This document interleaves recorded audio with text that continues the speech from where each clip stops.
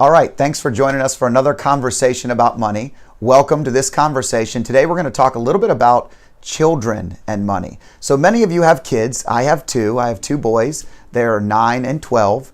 And oftentimes we find the conversation around money with children is very uncomfortable. It's very, very normal to feel uncomfortable around your kids when it comes to money.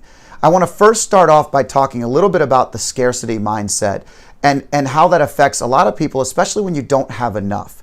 So a lot of people find themselves in a position where they don't have enough money to make some of the decisions they'd otherwise like to be making.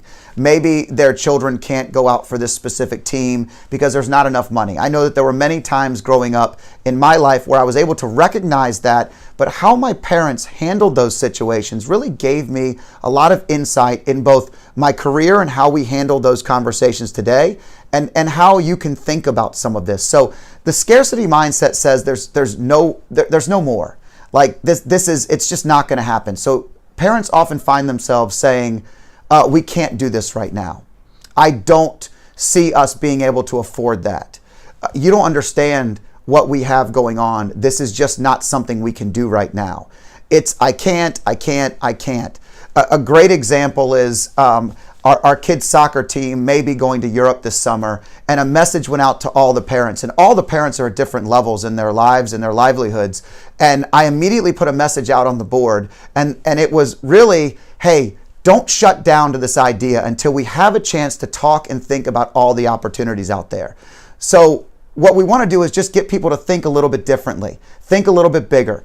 Change your wording to something like yet. We can't afford that yet. It doesn't mean you shouldn't want it. It doesn't mean that you can't figure out a way to do it either. So if I change my mindset to yet, everything sounds so much better. I'm not crushing or creating walls for my children. I'm creating opportunity for them to think outside the box. Take that a step further. A lot of your children are entrepreneurial in mindset, and they may actually want to know a way to actually get out of this. So maybe they want that bike, and they want that bike really, really bad. I remember growing up, my parents didn't have a whole lot of extra, and if I wanted that bike really bad, there was no way I was getting that bike for Christmas or I was getting that bike for my birthday. But what I did know is that they were willing to help to a certain point, and we created a partnership. And it was my job to hustle and figure out how I was going to get that extra $50 to get to the $100 bike. Help your children see the opportunity in front of them. Help your children see the opportunity that exists in every situation. Because changing the mindset to yet, changing the mindset to how, gives them ways out. And you don't want to see the cycle continue. Nothing parents want more than for their children to be in a better position than they are today. And I can understand that completely. So if you find yourself with that scarcity mindset where it's no, I can't, or maybe you're talking a lot about the conversation of money and it's negative, figure out a way to change that for the better.